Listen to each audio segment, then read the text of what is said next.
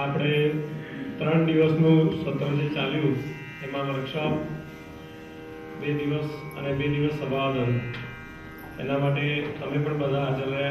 એટલે આવી જ રીતે દરેક આપણે કાર્યક્રમમાં બધા હાજર રહેજો અને અહીંયા આપણે કાર્યક્રમની સમાપ્તિ થાય છે. तो अब जैसे कि पूरब की साइड में जाएंगे, आज तो खैर राज्यों में बढ़ गया है, लेकिन उस वक्त जैसे ही दिल्ली की जमुना को पार किया कि इसको पूरब ही कहा जाता है. जमुना से जैसे ही निकले वहाँ से लेके और मालदा तक का इसको पूरब ही कहा जाता है. एक किस्म का बिहार कहते थे. उत्तर प्रदेश या झारखंड या ये सब वो नाम नहीं थे, बिहार कहा जाता था इसे. बिहार का मतलब ये होता है विचरण करना. जी, विचरण करना, घूमना देना. और ये नाम जो मिला वो रामायण काल से मिला, क्योंकि राम जी का बहुत सारा समय इस इलाके में विचरण करके बिहार. तब ये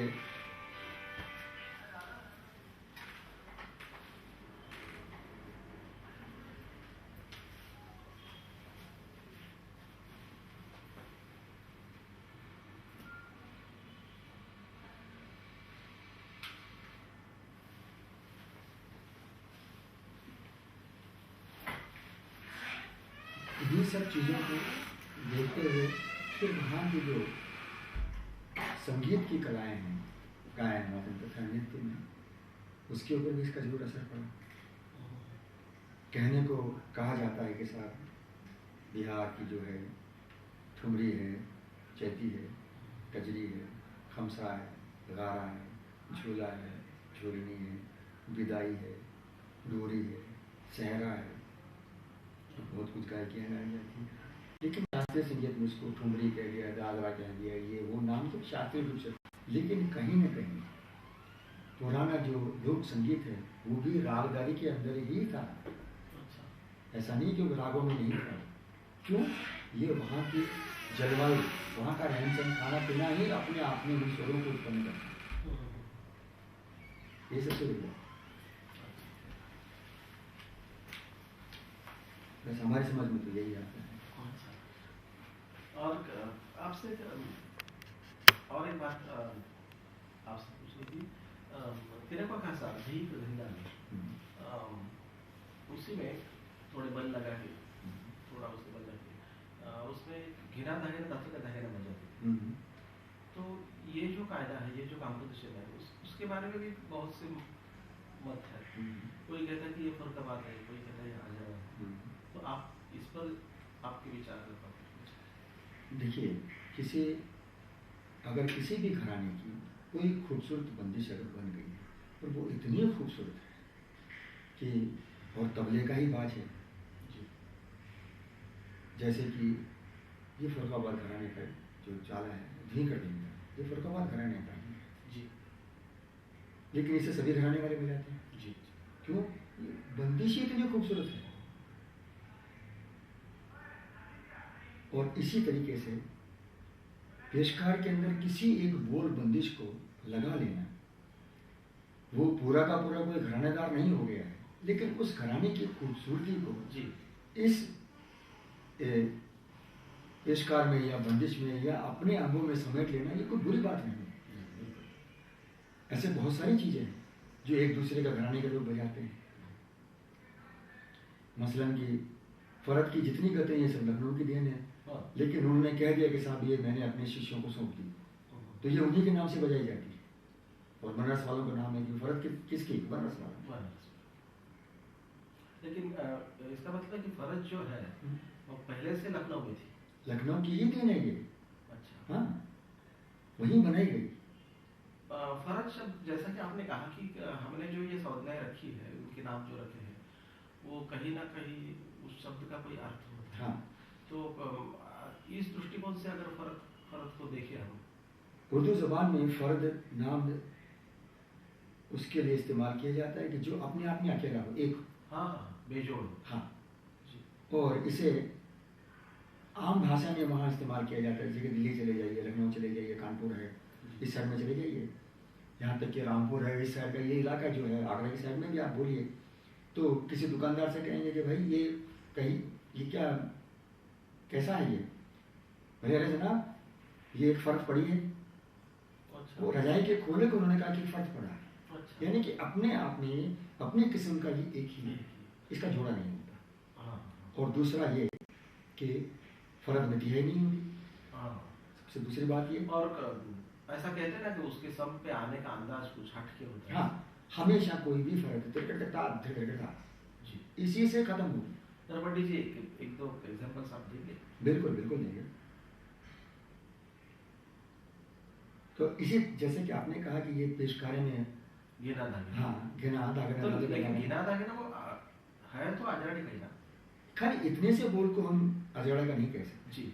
गिना दागिना धाते का दागिना धाते का धाते तक गिने तिना गिना दागिना धाते का धाते तक गिने तिना गिने। अब कभी कभी ऐसा भी होता है कि बोलबंदी किसी और घराने की होती है, लेकिन किसी और घराने के अंदाज से उसको बजाया जाता है। ये बहुत बड़ा फर्क पड़ जाता है। जैसे कि लखनऊ के घराने में या लखनऊ के बाज में पंजाब घराने का इतना बड़ा योगदान है, लेकिन क्या उसको पंजाब थोड़ी कहते हैं हम लोग? नहीं कहते, लखनऊ ही कहते हैं। ऐसे ही है। तो आपने फर्क की बात जी। जिससे कि आजकल पढ़ाया जाता है कि साहब गद उसे कहते हैं जिसमें तिहाई नहीं मिली। तिहाई का माने क्या? लोगों ने इसको वो एक किस्म के बोलों को 3 दफे बजाने को, 3 दफे बजा के सम पे आने को तिहाई बोल देते हैं। नहीं, ये समझाने के लिए अच्छा है बच्चों को। क्यों कि चतुर्थ में 3 का हिसाब करके सम पे आने को जरा अलग से माना जाता है, लेकिन ये परंपरा परिपाटी पड़ गया, जिसको इतना आसान हो गया, जिसको मतलब कोई महत्ता नहीं है। जबकि पंजाब घराने के तो बहुत सारी गतें ऐसी जिसमें तिहाई आती नहीं है, 2 ही आती है, और उसमें भी ऐसा खुद को तसल्ली हो जाती है कि ये गत पूरी हो गई है। समापन कैसा और गत, जो कि ये भाषा और ये एक किस्म का जो बंधारण ये इसलिए रखा कि वे पखावज में से छूट के निकल के आने वाले टुकड़ों से ये मेल ना करे, उनसे अलग हो, इसलिए गत कहते हैं। टुकड़ा तो पखावज के दिन है, बशर्ते कि वो पखावज के अनु से बना हुआ हो, जबकि टुकड़ा नृत्य में भी होता है। जी, टुकड़ा नृत्य में भी होता है, कथक नृत्य में होता है। टुकड़ा सरोद और सितार में भी होता है। लेकिन ये कौन सा टुकड़ा? इसीलिए गत का चलन जो है ये तबले की देन है। 2 चीजें, एक कायदा और एक गत, ये तबले की देन है। और पेशकार? पेशकार हमने नहीं, पेशकार तो खैर अगर आप पुरानी कहीं बातचीत देखें तो जैसा कि मैंने सुना है, बात नहीं बजाते हुए मैंने नगारे में पेशकार को या पेशकार किस्म की बंदिशों को बजाते हुए सुना है, जो पंजाब में भी बजता है और हमारे राजस्थान में भी बजता है और लखनऊ में भी बजता है। नगार खाना तो सभी राज्यों में होता था, लेकिन अलग अलग जगहों के हिसाब से अलग अलग बाज बजाए जाते हैं।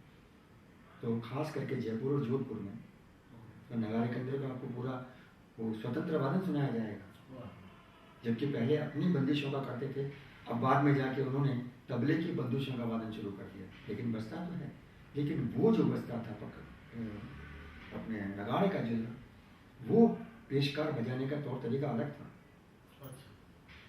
वो लोग कढ़िंता धा कटधिंता धागिन धिंता घिगना न घिन तिन नरन नरन ना क्रदिन क्रदिंता क्रदिना धा क्रदिन क्रदिंता क्रदिंता धा क्रदिंता धा क्रदिंता तिंता ता क्रदिंता धा क्रदिन, ये बजता था। तो ये शुरुआत करते थे जिस तरह से वो मैंने जैसे आपको पहले बताया कि गायकी में आलाप करते हैं, दुर्बत मार्गनों तुम जैसे होते हैं, वैसे ये शुरुआत करना, अपनी महफिल को सजाना, अपनी बैठक को ठीक करना, या एक किस्म के महफिल के मिजाज को जानना, या खुद की भी देख लेना कि आज कितना बजा सकते हैं और आज कैसा बजा सकते हैं, और उसी के लिए अपने हाथों को भी गर्म कर लेने का, एक किस्म का तैयार हो जाने का, ये था। अब पेशकार ये हो गया, फिर कायदे। कायदे ही वो चीज़ है जो तबले को तबला बनाती है। बाकी सब चीज़ें यहाँ से वहाँ से ली गई है, लेकिन कायदा। अच्छा, एक बात और भी आपको बता दूं, जितना किसी कला के साथ किसी मुल्क का संबंध है, उतना ही उसकी जुबान का भी होता है। और तब खास करके तबले के साथ भी उर्दू ज़बान का भी उतना ही मेल है, वरना नहीं। उनमें से ज़ुबान को निकाल दीजिए तो बंदिशें खत्म हो जाएगी। पेशकार ये हिंदी ज़ुबान नहीं है, कायदा ये भी हिंदी ज़ुबान नहीं है, रदीफ और काफिया ये हिंदी ज़ुबान नहीं है, जो कि कायदे के पीछे लगता है। टीना किना दीना की जो भी, रौ, रविश, फर्द, ये जो आपने मैंने भी शब्द सुना है, फर्द, यहाँ तक कि गत हिंदी में भी कहा जाता है, उर्दू ज़बान में भी कहते हैं, फारसी में भी गत कहते हैं। हाँ, अब खैर छोड़िए, आपको फर्क सुनाता हूँ। और छोटी फर्क भी, आकार में बड़ी फर्क। ये लखनऊ हाँ, लखनऊ की ही है ये, नाम दे दिया कि ये इनकी है, बनारस वालों की। इन गतों में नजाकत भी है, और किन्हीं एक जो उनके रचयिता हैं उनके अपने इनिशियल भी आते हैं। हाँ, ये खूबी है, जैसा कि गाने की चीजों में। हाँ, तो वो तो खैर शब्दों के द्वारा अपना नाम ले सकते थे, लेकिन ये तो नहीं ले सकते थे। तो ये अपने बाज का, ये अपने खास एकम का इस्तेमाल करते हैं। हाँ, धा दिन ता धा दिन दिन ता धा दिन दिन ता दिन दिन ता धा दिन दिन ता दिन दिन टिट टिट टिट टिट धागे धागे धागे तक तने करने का तने करने का तगन तगन दे तगन दे ता दे तगन धा के ता धर धा। वाह, बढ़िया। ता दिन दिन धा दिन ता। किस किस्म का रुकना, छोटा सा, अब जगह बड़ी नहीं है। धा दिन ता धा दिन दिन ता धा दिन दिन ता दिन धा धा धा रति रति धा रति कथा कत कत धा कान धा तिरन तिरन नाना कर धरे कथा घना तिरन कर धरे कथा धरे कथा। जैसा कि आपने कहा कि वो ऐसे मोहर लगा देते हैं, बात की आपने खुद की, वो जरा वो इस बारे में जरा विस्तार से कहेंगे, या अगर ये धरे कथा धीरे धीरे कथा देखिए किस बाज का चलन है। अच्छा, खास करके हाँ, न दिल्ली वाले बजाते हैं धीरे कथा धीरे धीरे कथा, न हैदराबाद वाले बजाते हैं, तो वे रहा किसका बाकी। अच्छा, धीरे कथा भी लगता है और धीरे कथा दोनों लग रहे हैं। धीरे कथा खुला था, और वो भी सीधे देकर जी, खड़े धीरे धीरे। और भरत के बारे में ये भी कहा जाता है कि वो भरी मुंदी बजती है, खाली खाली मुंदी ऐसे बजती है। नहीं, इसका एक ही हिस्सा होता है, इसीलिए इसको फर्क कहते हैं कि एक ही बात, एक ही। और जुबान का भी बोला फर्क है, उर्दू जुबान का है, फारसी में भी कहते हैं उसको फर्क कहते हैं, यानी कि अपने अपने चीज और अलग अलग प्रकार में। अच्छा, इनमें भी अलग अलग किस्म की जो बोलते हैं ना, कि एक किस्म की हम कविताओं का नाम लेते हैं, या किसी गज़ल का नाम लेते हैं, या किसी रुबाई का नाम लेते हैं, या बंद का नाम लेते हैं, ये वो मैसेज है कि उन्होंने क्या कुछ कहा। मिसाल के तौर पे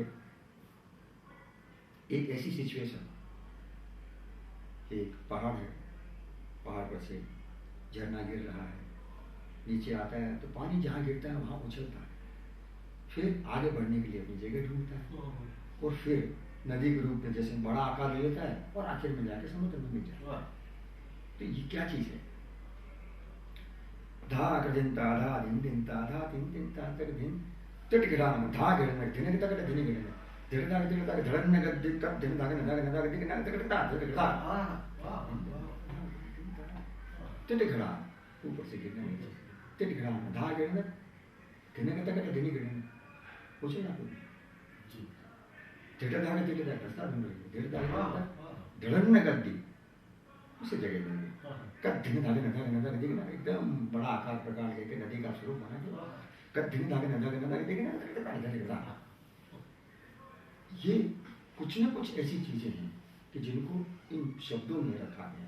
बिना किसी बात के, बिना किसी तथ्य के तो कोई चीज होती नहीं। अगर ऐसा कुछ हो तो फिर उसको कला कैसे कहेंगे? कोई ना कोई मैसेज तो जरूर होगा। राग गाते हैं तो उसका कुछ न कुछ वजूद होता है, ठुमरी गाते हैं तो कोई मैसेज होता है, किसी मौसम को हम बता रहे होते हैं, किसी की कहानी सुना रहे होते हैं। तो क्या तबले के जितने बोल हैं बंदिश क्या मीनिंगलेस होते हैं? नहीं, ऐसा नहीं है। इनका अपना मन इस तरह से। और एक बात आपसे पूछनी थी, अजराने का जो बाज है तो वो किसी विशिष्ट लय में ही बजता है, ऐसा कुछ है? नहीं, ये लोगों का मानना है, ऐसा विशेष लय में नहीं बजता है। ऐसा कहते हैं कि मध्यलय में नहीं बजता है। नहीं, गलत बात है, हम नहीं मानते इसको जी। क्योंकि बहुत सारे उस्तादों ने विलंबित में इसे बजाया है, मध्यलय में बजाया है, द्रुतलय में बजाया है, तैयारी से तैयारी में बजाया है। हाँ, ये जरूर है कि हमने जैसे आपको पहले बताया कि पहले एक किस्म का है वो घराने को लेकर जो टसन जैसा चलता था, उसको कायम रखने के लिए कभी इन्होंने इस लय में छोड़ा, यहाँ से अब अपने आगे शुरू करेंगे। जैसे गवैये लोग रखते थे, जी जी, जिसका आपको नाम लेके ही बता देता हूँ मैं कि ऐसा था कि भाई किसी गवैये ने पहले गाना गा लिया और उन्होंने जिस स्वर में गाना गाया हो तो रजब अली खान साहब उससे एक स्वर ऊंचा गाते थे, इसलिए उनको पुनी गवैया कहते थे। तो इसी किस्म की ये जो अदावत है कला के द्वारा, आपसी नहीं, कला के द्वारा जो अदावत है और अपने घराने की जो महत्ता है उसको कायम रखते हुए इस किस्म के वो लोग काम किया। ये उस जमाने की मांग थी, लेकिन आज नहीं है। अगर ऐसा ही कुछ होता, इसी किस्म से होता, तो ये कायदों की जो बोल बंदिशें हैं इनको क्या सुनने से नहीं लगता कि साहब ये में भी बजती है, मध्य में भी बजती है, द्रुतलय में बजती है। हाँ, ये जरूर है कि दरज्जेदार बजाना ये अजड़े वालों की खासियत रही है।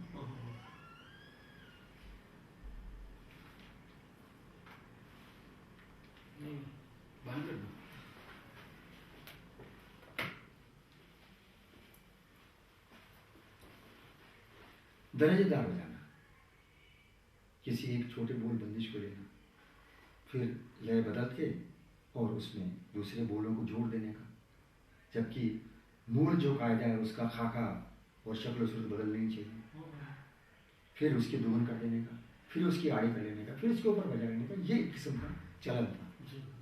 और ये अमूमन अमूखी घराने हुए जिसमें खास करके दो, अजौड़ा और फुरखा, जबकि दिल्ली बनारस लखनऊ में नहीं, दो ही घराने हुए। पंडित जी, कायदे के विस्तार के बारे में आपके क्या विचार है? कायदे के विस्तार के बारे में और ऐसा है कि हर घराने के हिसाब से कायदे के विस्तार का दृष्टिकोण भी बदलता है।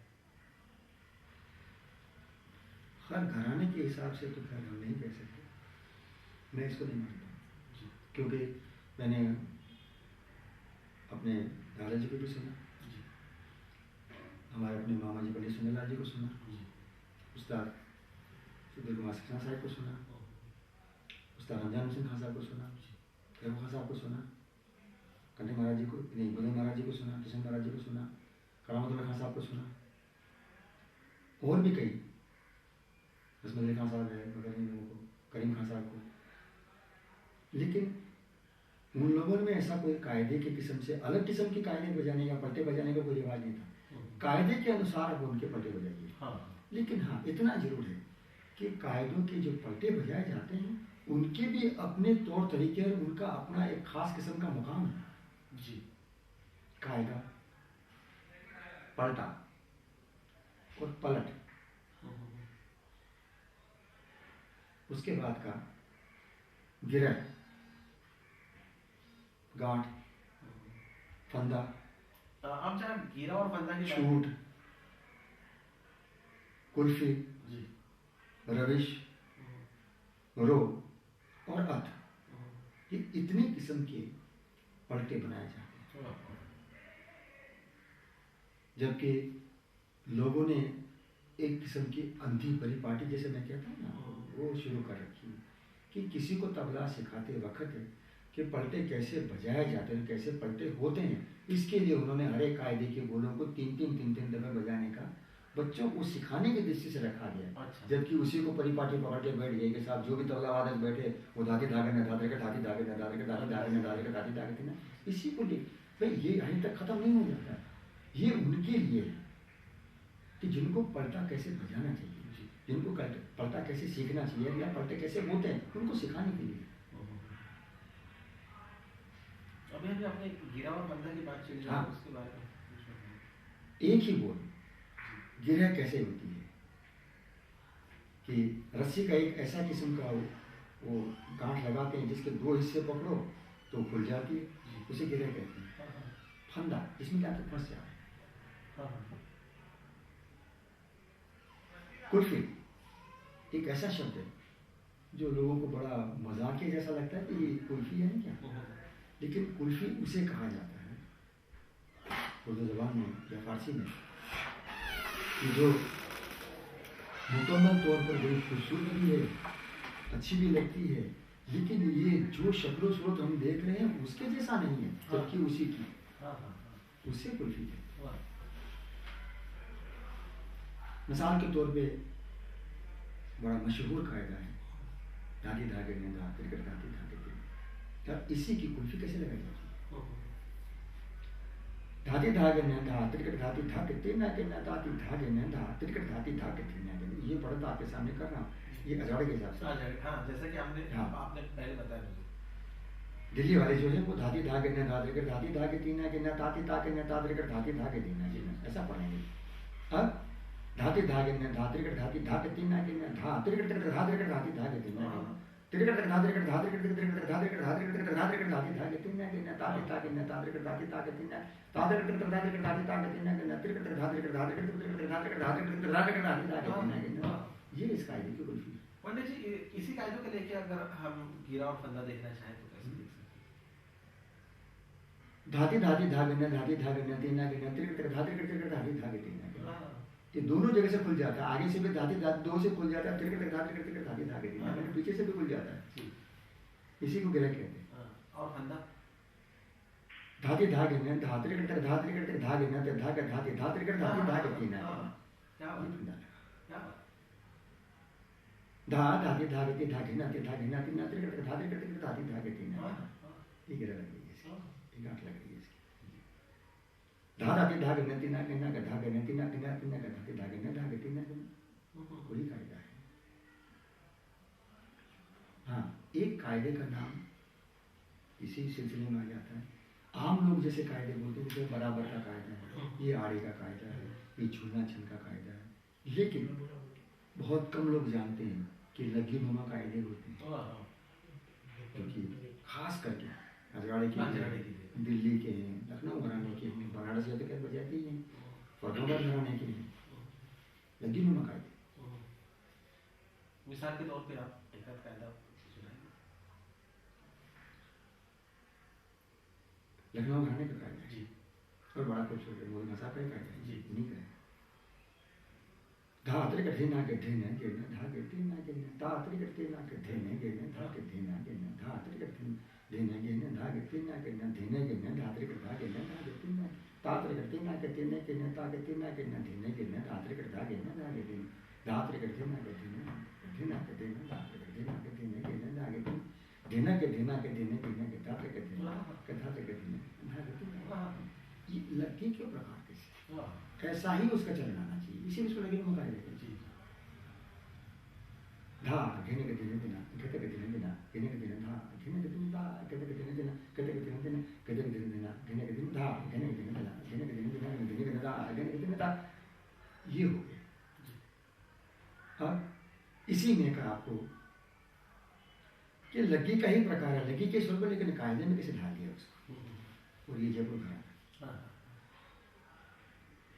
तेटे के नाना घेने धा आगे के नाना घेने तीना के धात्र के नाना घेने तीना के तेटे ताते के ता के नाना घेने तीना के नाना के धात्र के नाना घेने तीना के तेटे के नाना घेने धा आगे के नाना घेने तीना के तारा के नाना घेने तीना तेटे ताते के ता के नाना घेने तीना के नाना के धात्र के नाना घेने तीना के तेटे के नाना, ये लेकिन और जयपुर पंडित जी, और रेला और रो में कैसे फर्क करेंगे? रेला कहीं ना कहीं इसको ध्रुपद धमार की जो चलन है जी। क्यों ध्रुपद को ध्रुपद कहा जाता है? धमार ध्रुपद, क्योंकि जिस किसी भी गायक ने एक दफे जो लय कायम किया है वो उसी लय में ही सारी लयकारियां गाता है। ध्रुवे के समान कायम है, उसे ध्रुव पद कहते हैं, अचल होता है। ठीक वही सिलसिला रौ का और रेले का है। रेला है वो कायदे के माफिक बराबर में बजाया जाता है, आड़ी में बजाया जाता है, उसकी दुगुन की जाती है, चौगुन की जाती है, अठगुन की जाती है। लेकिन रौ में जिस किसी भी बोल बंदिश का आपने खाका तैयार किया है उसके दुगुन चौगुन अठगुन नहीं होती, उसी के अंदर बोल भरे जाते हैं जी। इसको रौ, और इसके लिए ऐसा कहा जाता है कि जो है सो नहीं है, जो नहीं है वो है। रो बज रही है, उसके जैसा सुनाई दे रहा है जो हमने पहले सुना, लेकिन वो नहीं, उसे रो कहते हैं। कि धुंधली सी आकृति लेकिन वो वैसी की वैसी। ये जो बंदिश है रो की ज्यादातर कौन से घराने से ताल्लुक रखती है? वैसे तो खास करके जो शुरुआत हुई रो बजाने की वो दिल्ली घराने से ही शुरुआत हुई जी। दिल्ली से ही हजारे में पहुंची, और फिर इसका जो है कि किस्म का खुले हाथ के तौर पर, इनको सीधे हाथ के लपेट में और उल्टे हाथ के लपेट में, उल्टे वापस आते वक्त भी दोनों साइड से लपेट में, तो इसी के साथ साथ फरुखाबाद घराने में रो का चलन शुरू हुआ और बड़ी खूबसूरत रोजें बजाई जाती है जी। लेकिन बाज के अनुसार जी, दोनों ही घराने में, तीन घराने में बजती है। और फिर तो देखा देखी अभी तो सभी घरानों में बजती है, जिसके हाथ में आ गया, जिसने सीख लिया वो कितना सच बजाता है वो बात अलग है। लेकिन हाँ इतना जरूर है कि साहब 8 के और 16 घर की रो सिर्फ 2 ही घराने में बजती है, दिल्ली अजाड़ा और फरुखाबाद जी। बाकी लोग 4 के अंग की रो बजाते हैं और उसी को रो समझ लेते, जबकि ये रो नहीं मानी जाती। ऐसे एकाध मिसाल के तौर पर एकाध सुनाएंगे 8 और 16 के? जैसे कि धार धिन धार धार धिन धार, ये सिर्फ 4 की है। धार धिन धिनाने धाते धिन धिनाने तर्धीन धिनाने धाते तर्धीन धिनाने तर्धीन धिनाने तर्धीन धिनाने, ये सुना क्यों? धा तक धा घेन तेन धा ते धा घेन तेन, इसके भी अपने दरज्जे 2 जगह और मुकाम, ऐसे शब्दों का इस्तेमाल करते थे भाषा। धा धा तिन ता धा धिन धाते धाते तिन ताते धाते धिन धाते ट धाते ट तिन ताते ट धाते ट धिन धाते ट धाते ट तिन धाते ट धाते ट धाते टिकट धाते टिकट तिन के धाते टिकट धाते टिकट तिन के धाते टिकट धाते टिकट तिन के धाते टिकट धाते टिकट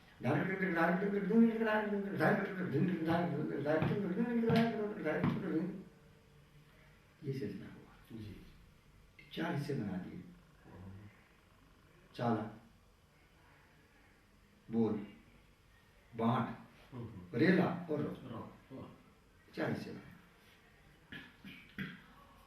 धा त धा घेन तेन धा ते त धा घेन तेन ता त धा घेन तेन, ये पूरा भाषा।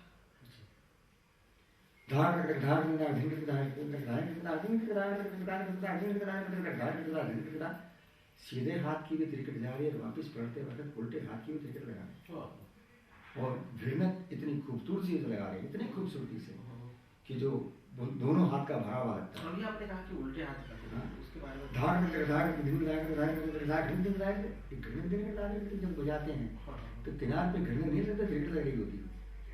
हाँ जी, क्रिकेट लग रही होती है, अच्छा, चलने नहीं लगती है। अच्छा, धार धार धार दिन धार धार धार धार दिन धार दिन धार करते करते नहीं करते आते नहीं करते दिन धार करते ऊपर जाए दिन धार करते सुनाई देगा, लेकिन करते नहीं करते आते नहीं करते बजा होता है दिन धार। लेकिन बाएं की गूंज में और उसके दबाव में दिन और नी ये हो गया। और आपको गत कायदे के बारे में पूछना है। गत कायदा, गत कायदे का मतलब सिलसिला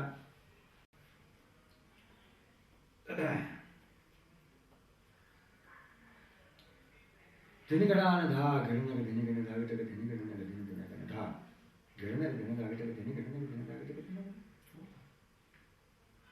कायदे नहीं कहेंगे, जी।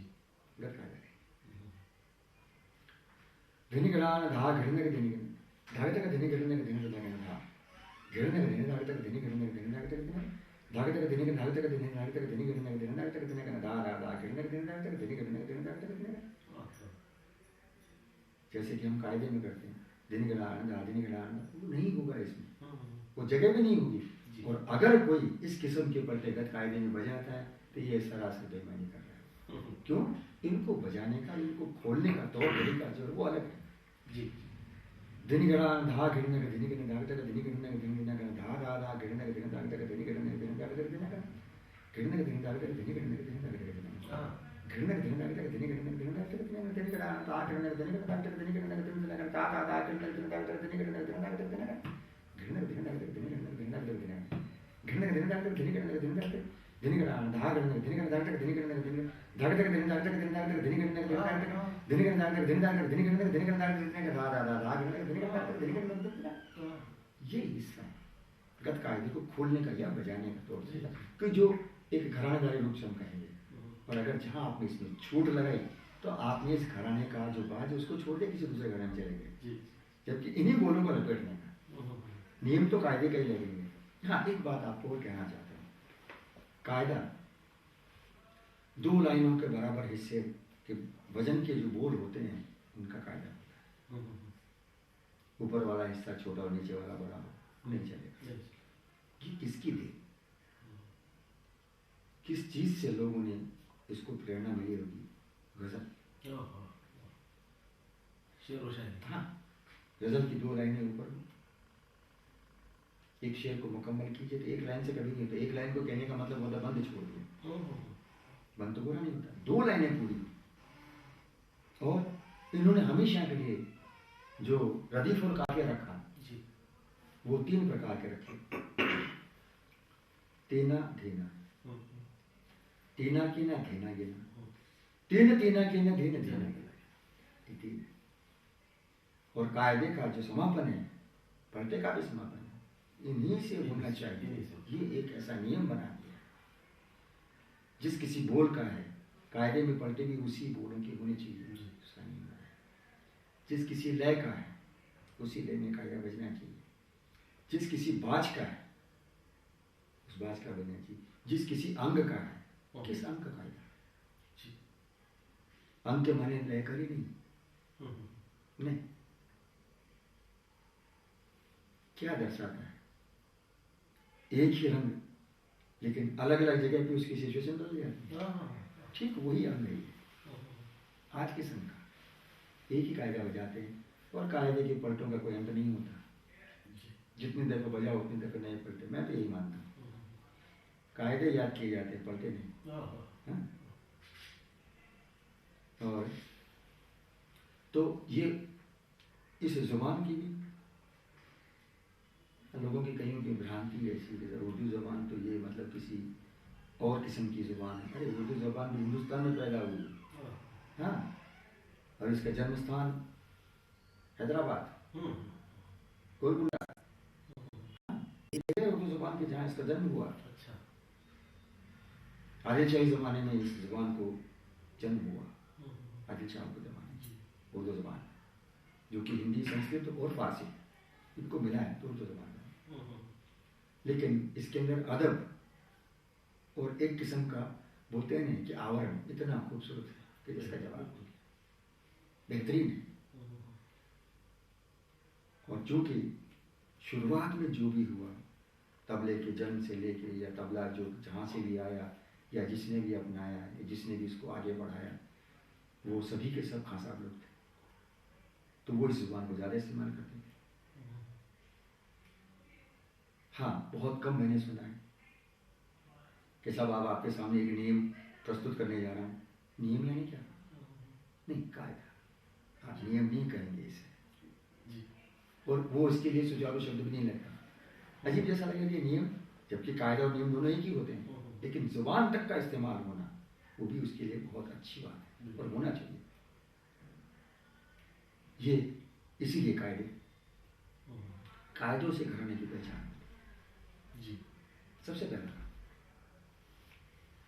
आँख मीच के भी अगर कोई बजा रहा है, फटाक से कहेंगे ये उस घराने का जी। है। और अगर उसकी और बारीकी में जाएंगे तो पता लग जाएगा कि ये कायदा तो अजराड़े का बजा रहा है, लेकिन ये खुद अजराड़े का नहीं है। जी। बजाने के तौर तरीके से भी पता लग जाएगा। इसको बाज कहते हैं। जी। बजाने का जो तौर तरीका है इसी को बाज कहते हैं। जी। ये कैसे बजा रहा है? 2 उंगली से खड़ा शाही को गट्टी तो बजा रहा है, तो पता लगे क्या दिल्ली घराने बज रहा है। उठा के हाथ तुम पटक के मार रहे हो, तो दिल्ली घराने को तुम कत्ल कर रहे हो। हाँ, यही कहा जाता था। और जहाँ तक हमारे इस घराने के बारे में, जो कि ज़्यादा विस्तार नहीं हो सके क्योंकि थोड़ा मुश्किल भी पड़ता है और तकलीफ भी पड़ता है, एक किस्म का बाज शुरू किया गया। तेना के ना धीना गिना, बराबर के हिसाब से धागे तीना गिने, लेकिन अजरड़े वालों ने घीना तीना गिने का इस्तेमाल किया। तीना गिना को भी नहीं छोड़ा, लेकिन धागे तीना, धा तीना, धीन दीना, घीन तीना। घीन शब्द जो है वो बराबर मात्रा के हिसाब से देखो तो पूरी मात्रा का नहीं आता है। जी। और इसी किस्म के इन बोलों को सजा के अगर रखा जाए तो अपने आप में सीधी लय का कायदा बजाओ तब भी आपको लगेगा जैसे आड़ी का बज रहा है। ये बोलों की वो क्या बोलते हैं कबूशन है, जबकि ऐसा नहीं है कि साहब अजड़ा है सिर्फ वो आड़ी लेने ही बजाया जाता है।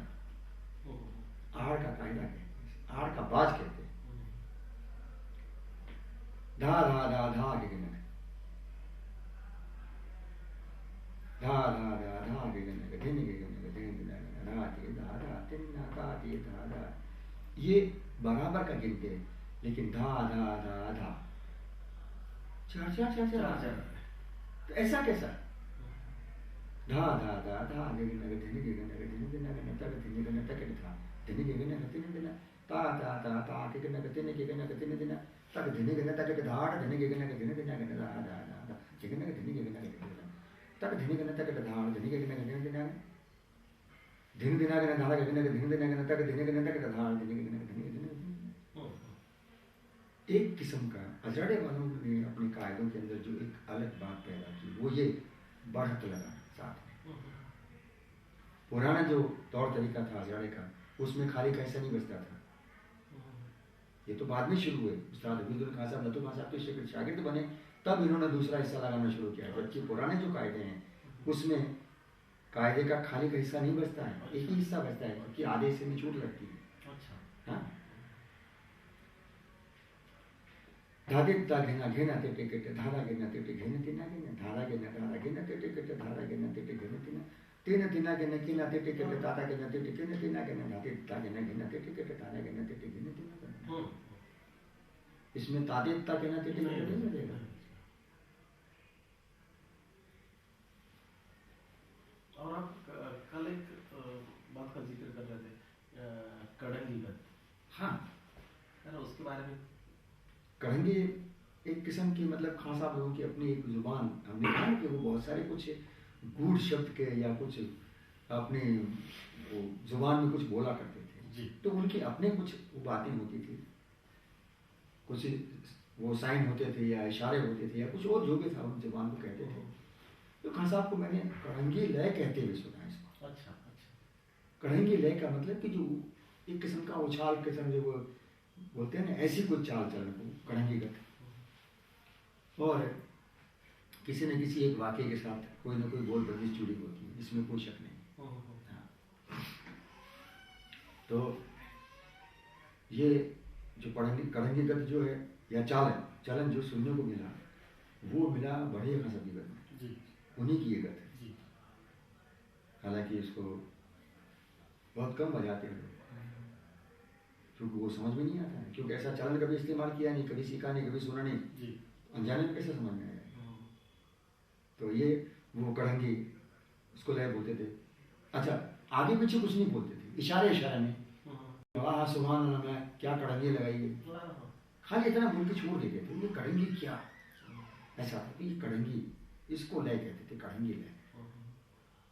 अब उनके ज़माने में कि आड़ को आड़ दिया क्या होती कैसा होता है, जबकि करते सभी थे, लेकिन इसको इतना कोई महत्व नहीं देते थे कि हाड़ क्या बिहाड़ क्या पुआड़ क्या, लेकिन हम बजाने तो वो बोलते थे कि भाई गाना बजाना नाचना करने की चीज़ होती है, लिखने की चीज़ थोड़ी होती है। उनका सोचना उस जमाने के हिसाब से था। लेकिन आज के ज़माने में कभी किसी संस्था में है तो उसको बजा के भी दिखाना पड़ेगा, लिखा के भी दिखाना पड़ेगा और सुना के भी दिखाना पड़ेगा, ऐसा है।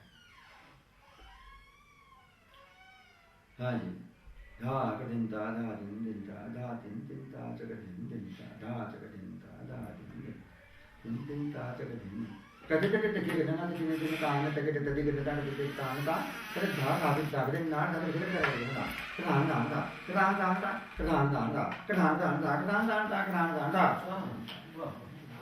ये बढ़िया। और ये जो शुरुआत की जो बोल है कटे कटे टके गना ते तिने तिने दान टके टके टके गना ते ते दान धा, इतनी ही ये करेंगे इसको यही करेंगे। अब कहीं बोल जैसे किसी चीज का उछलता हुआ कोई चीज जा रही है, शायद इसी किस्म के बोलों को करेंगे बोलते हैं लय भी क्रदे ते कहता, जबकि एक एक हिस्सा करो तो 5-5 का आ रहा है, यानी कि सवाई लय के हिसाब से आ रहा है। क्रदे ते कहता घे घे ना ना की 5-5 आ रहे हैं। तो हो सकता है कि वो कुआड़े को कड़ंगी बोलते होंगे या और दूसरी, लेकिन कहीं अलग है क्योंकि पूरा का पूरा सवाई के हिसाब से नहीं है। बाद में कदे कदे दगे गना तेने तेने ताना दगे कदे गना के ताना। ठीक है साहब। नहीं, आज आपने हम सभी तबले के विद्यार्थियों पे ऐसे कहना उचित होगा कि बहुत एहसान किए हैं, क्योंकि ऐसी बातें जो आजकल हमें बस किसी किताबों में या ऐसे आप जैसे बुजुर्ग जब मिलते हैं तो भी सुनने में मिलती है। तो मैं इस संस्था की ओर से और मैं खुद आपके प्रति बहुत आभारी हूँ, आपने इतना समय हमारे लिए दिया। हम तो एक संदेशा यही देना चाहते हैं कि, और संदेशा क्या है, संदेशा तो खैर हुक्म होता है, मैं तो आजीज ही करता हूँ तमाम जितने भी कलाकार हैं सबसे विनती है ये हमारी कि उस वक्त को भूल जाइए कि सूर्य शिष्य अभी कोई आएगा। इस आने के इंतजार में कई उस्ताद और कई विद्वान और पंडित चले गए, बहुत सारा कुछ अपने साथ ले गए। ऐसा नहीं मत करिए, दे के जाइए जो भी आपके पास है। कहाँ आपके पास से छीन जाने वाला है, आप सिखाओगे तो आपके पास तो रहेगा ही, सामने वाले के पास रहेगा। ये उतना ही सच है, मेरा जन्म हुआ तो मेरी मौत निश्चिंत है, लेकिन अगर कहीं दे के जाऊंगा तो वो जिंदा रहेगी, वो कला वो जिंदा रहेगी। बहुत बढ़िया। तो कम से कम ये तो एक किस्म का कर्ज मेरे उस्ताद लोगों का, मेरे बुजुर्गों का उतर जाएगा कि जिन्होंने मुझे बांटा था तो मेरे से क्या लिया था उन्होंने, कुछ नहीं। तो ये मेरा फर्ज बनता है कि जो कुछ भी मैंने हासिल किया वो बांट के जाऊँगा। और जहाँ तक मैं समझता हूँ कि मेरी यही कोशिश रही और यही मैंने किया है, भाई इसके हाथ से नहीं निकलता तो कोई बात नहीं, इसको लिखवा दे, ये नहीं बजाएगा इसका शागिर्द बजाएगा, कोई ना कोई तो होगा बजाने वाला, ये बंदिश तो जिंदा रहेगी। तो मेरा ये मानना है, मैं इसमें जाने विश्वास है। ठीक है, प्रणाम। हाँ जी, नमस्कार। आपसे मिलके खुशी भी हुई और कम से कम कला के नाम पे कोई चर्चा तो हुई जी। और नहीं उसमें कोई ऐसा था कि साहब उसको नहीं साहब ये ऐसा नहीं होना चाहिए, ऐसा मैंने नहीं, अपने अपने अनुभव की बात है। तो मेरा जो अनुभव था, जो कुछ मैंने देखा सुना सीखा, उसका जो कुछ भी मेरी समझ में है वो बयान मैंने आपके सामने दिया। अब ये कितना सच है कितना गलत है, अब ये तो ऊपर वाला है।